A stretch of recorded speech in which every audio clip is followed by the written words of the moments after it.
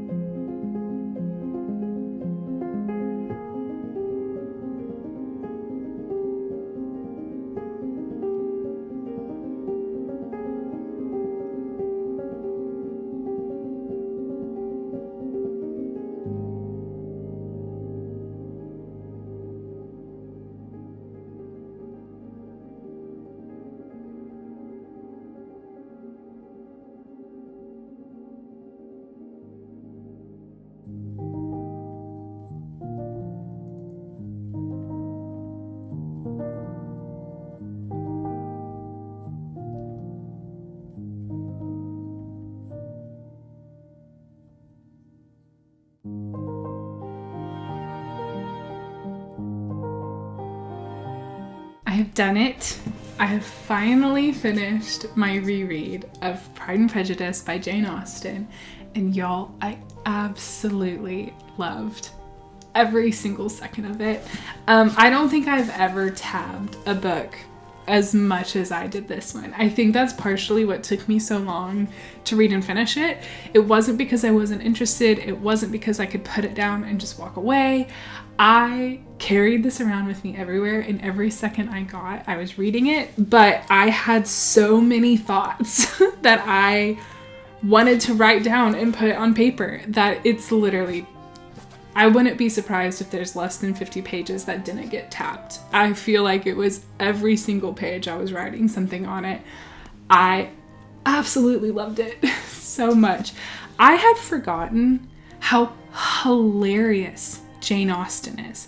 I was constantly laughing. The wit, the banter, the humor, all of it was so good. And there were several characters that I ended up falling in love with that I just didn't see coming. Specifically, Mrs. Gardiner. I don't know what it was about this read through that I just absolutely loved her. I thought she was such a great maternal figure. I thought that she had great wisdom to bestow. She was so nice and caring and thoughtful and just a really pleasant character to get to read about. So I was pleasantly surprised at how much I liked her. Also, though I don't support the favoritism and sometimes the humor would have been harsh for me if I was on the receiving end of it, but Mr. Bennet's freaking funny.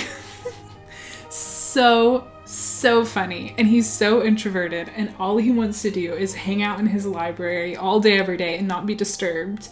And I think I saw a little bit of myself in that.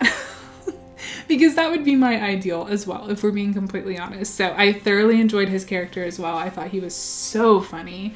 There were several characters that, though they were absolutely ridiculous, the comic relief that they brought to the book, specifically being Mrs. Bennet as well as Mr. Collins, they were absurd, but so funny and so fun to just get to see the way that they add this insanity to the scenes that they were in. Just loved it. And then Mr. Darcy, like, I was kind of surprised. He's not in it a whole lot. Like, he's definitely makes an appearance, obviously. He's the love interest of the book, but there was a significant portion of this book where I was like, wait, we haven't seen Mr. Darcy in like a while. And then he was back. And then he was gone for a while. And then he came back. But I will say the growth that we saw in Mr. Darcy was so incredibly good and genuine, which I really appreciated. When I was in high school, I did a thesis project on this book and whether or not Lizzie changed her mind about wanting to marry Mr. Darcy. Was it because of love, or was it because she saw his house for the first time and realized how much money like she tangibly could have had and what she would have been mistress of? My paper was in favor of Lizzie falling in love and it being a love story, but it was really fun to get to read it again and also kind of have that viewpoint of, okay, you know, it's been over a decade now since I've read this for the first time. What are my thoughts on it now? Have they changed? And I'm delighted to say that they are indeed the same. I do think that Lizzie married Mr. Darcy for love. But I also kind of related to anytime she was mentioning, they're like, oh wow, I could have been mistress. Who wouldn't have that thought? If someone proposed to me and then you went and saw their house and you were like, oh my gosh, like this could have been I think everybody would have had that thought. I don't think that it was a fortune hunting or like, you know, this desire just to get money. I think it was a very realistic of like, oh my gosh. But then I thought it was really cool that even though she had that thought when she first walked in, seeing her aunt and uncle there as well, she was like, well, they wouldn't have been able to be invited because of their station in life. And then it very quickly turned from thinking about the grandeur of the room to instead how the housekeeper was talking about Mr. Darcy and how other people were talking about Mr. Wickham. And then when she saw Mr. Darcy, it wasn't about the grounds, it was about the distinct difference he had in how he treated her aunt and uncle. So there was this very clear shift away from like, oh, this could have been mine, I could have been rich, that's really beautiful, to, oh wow, it really is about his character, which I really, really enjoyed a lot. And I think that it did a really great job of saying like, who wouldn't have that thought to, no, it's very clear that, to me at least, that she fell in love with Mr. Darcy, not with his money. So clearly this is a 5 out of 5 star read for me. I loved every single second. I loved every single page, every single line. There were, however, kind of like one little thing that I was kind of surprised when I read it, and it's actually about Lizzie's character. And I think it does make a lot of sense, especially for the title of the book. But this, you know, you can very clearly see how the Pride and Prejudice of Mr. Darcy initially inhibited their relationship from being able to move forward. However, Mr. Darcy had a really wonderful character arc where he learned and changed and put those characteristics behind him. However, I do think that there were a couple of instances in which Lizzie's prejudice was apparent, but never necessarily fixed, if you will, or never necessarily changed. And I thought that was really interesting. And there were several times that I had to think to myself, okay, Jacqueline, like, these are not necessarily things that in 2022 would make sense, but when this was written, it certainly would make sense. And just the time period obviously has changed quite a bit. But specifically in this book, we get to see Charlotte Lucas's reasoning for marrying Mr. Collins. And it was very much of like, I'm not a very romantic person. Like, love is not something that is necessarily important or a facet that I'm looking forward to in my future, but safety is, and being financially stable is, not being a burden to my family is. So she agreed to marry Mr. Collins despite his personality because her needs were very different from Lizzie's. And there was a different weight to them. And so she didn't see it as like, that was something that she could put up with and deal with. However, Lizzie was quite harsh in her judgment of Charlotte throughout the entire book. And in my opinion, this is how I read it. So if you read it differently, please let me know, because I would love to change my mind on this. But their relationship was never the same again. It was almost like Lizzie was looking down on Charlotte because of the decision that she made in marrying Mr. Collins. And I almost wish that we had the opportunity for Charlotte and Lizzie to have that conversation of why Charlotte made the decision that she did.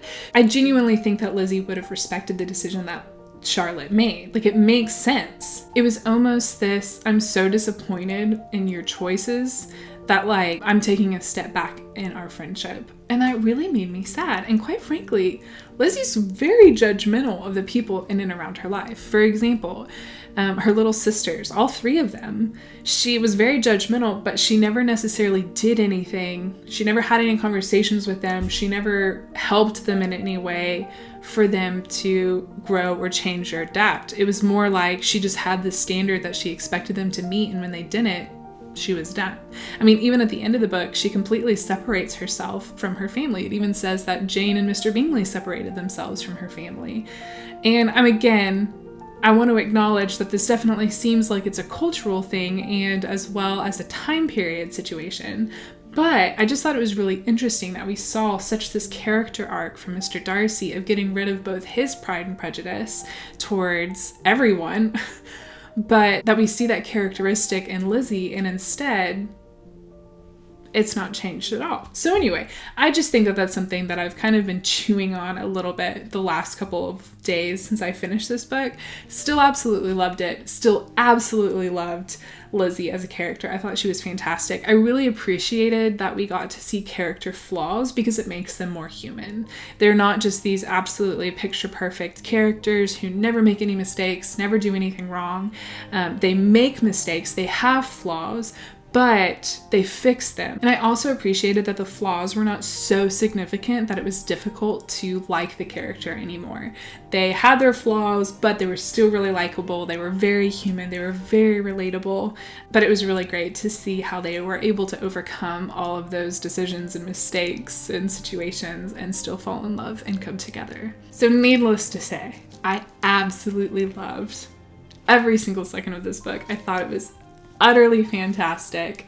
It was so fun to get to reread it, and I'm absolutely thrilled that I got to. I also went ahead and went to the bookstore and got 3 more of Jane Austen's books. I got Persuasion, I got Emma, and Sense and Sensibility. I'm not quite sure when I'm going to get around to reading these. I do think I'm going to make this a YouTube series and have a YouTube video for each one of the books, as well as their adaptation that I watch for it. And speaking of, I also watched the 1995 BBC TV show Adaptation of Pride and Prejudice, as well as the 2005 movie adaptation, and it's time to talk about it.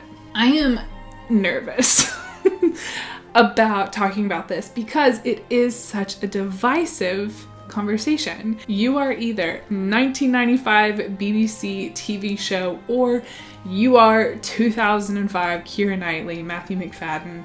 There's no in between. I think I mentioned this before. The 2005 adaptation is one of my favorite movies of all time. I can watch it over and over and over and over and over and over and over and over and over and still have the absolute best time. However, I had never watched the BBC version. I had seen a couple of scenes when I was younger. My older cousins were watching it, and I just never ended up finishing it. I think I watched it for like less than one episode, and quite frankly, I don't even remember it because I was so young. So needless to say, literally, I finished the book, turned on the 2005 version, watched it through, and then immediately, still that night, turned on the BBC version, which is on Hulu, and started watching that. Very fresh off the book, watching these because I wanted to make sure that I had a good memory of things that happened in the book, as well as giving the 1995 version a completely clear slate. I went into it very open-minded. I was very excited to watch it, and I had known that there were several things that people had told me in the past, what I had seen online, that were talking about this TV show and why they liked it, so I was really excited to get to those scenes. So I'm just going to be honest. Personally, I do prefer the 2005 version. I would like to think that it's because that's what I grew up watching. I have loved it for so long. It has been a favorite movie of mine for years and years and years. However, I don't necessarily think that that's completely the case. Even if I had watched the 1995 version from when I was little and over, and even first, I do still think I would prefer the 2005 version. I think, quite frankly, everyone can probably agree with this, but the cinematography specifically and the music are iconic in the 2005 version, and in my opinion, do such a wonderful job adding to the story that unfortunately we do not see that in the BBC version. I also think that the BBC version is just a little bit too long.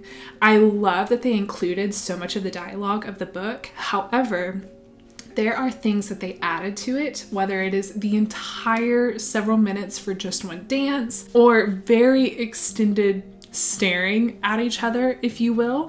And then even little scenes that they interdisperse throughout it that are not in the book that quite frankly didn't necessarily add anything to the story for me. And so it was just a little bit too long. I know that it's a TV show, it's a 6-part miniseries. Each episode's a little less than an hour long, but there were so many things about it that I just thought that didn't need to be in there, that could have cut out, that didn't necessarily add anything to the story. And in my opinion, there are two fairly significant things that I think that impacted my watching of the 1995 version that I did not particularly enjoy. I am going to keep this short just because I don't necessarily want to continue to rag on something, especially because it is so dearly loved by so many people.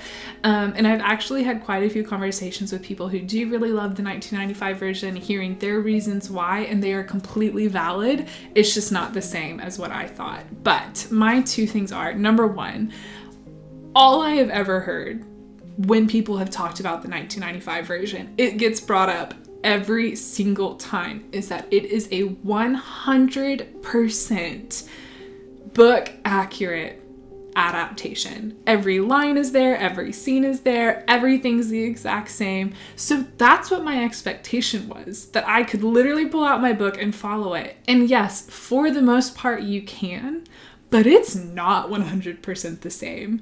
So imagine my surprise when I turn it on and the very first scene is not in the book at all. It's not there.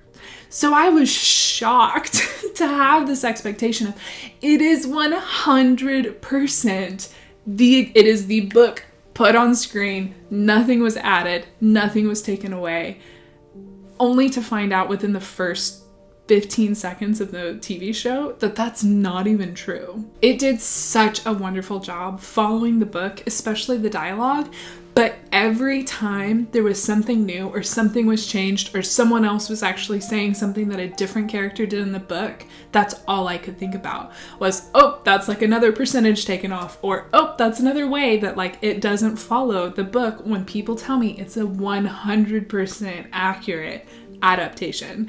So I think because that was my expectation going into it, I was flabbergasted and almost couldn't focus on anything else because I was just trying to find the ways that it wasn't book accurate. I fully recognize that that's a me problem. It did absolutely take from my enjoyment of the TV show. And this one's kind of the big one for me, is that even though it was more accurate than the 2005. 2005 cutscenes, they give lines to different people, they add things in. It is absolutely an artistic rendition of the book. And they take significant artistic liberties with that adaptation. However, even though the 1995 has the accuracy, I felt like it was missing the heart and the character of the book. I never got bored while reading the book. I was laughing so hard. My heart broke for the different characters. I felt the longing come through on the pages that these characters had for one another. And I did not get a single ounce of that in the TV show. I'm not gonna lie, I was quite bored while watching it, and knowing that it was 6 hours long, I would not have finished it if it wasn't for this YouTube video. Quite frankly, I wanted to end after the very first episode and just say, it's not for me, I'm never gonna watch it. But I watched all of it and I just was very bored. So the fact that I feel like it on paper got a lot of the accuracies for the book but missed the soul of the book was a little bit upsetting to me. And that's what I feel about the 2005 version, is even though it is not a 100% accurate book to movie adaptation, it gets the heart, the soul, the longing, the humor, the characters, the feeling, the heartbreak so well. It encaptures that in a way that I personally can feel it when I watch it, and I think it's so beautiful. So not only does the cinematography and the music lend to it, but quite frankly, I think that the acting is better. I know that a lot of people really love Colin Firth as Mr. Darcy. He just didn't do it for me. None of the characters did it for me. When I watched the 2005 version, I think the casting for Mr. Collins is perfect. The casting for Mr. Bingley is exquisite. The disdain and hatred I have for Caroline Bingley when watching the 2005 is visceral because the acting is so on point. It makes me have an emotional reaction to what I'm watching because I think the actors are so good that the heart and the soul of the book literally leaps off the screen.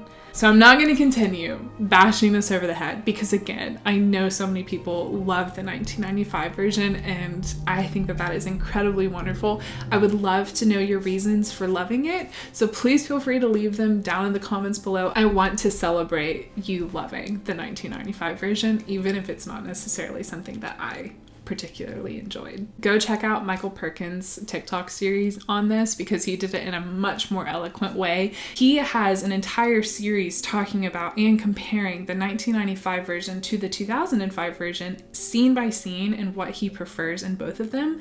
Little heads up, he does prefer the 2005 version, and so he leans quite heavily on that one over the 1995, but he eloquently shares his thoughts, so I highly recommend checking him out. I'll be leaving his TikTok in the description box down below if you want to go check it out. But that is it for this video. I really hope you enjoyed it. I hope I didn't step on anyone's toes too much.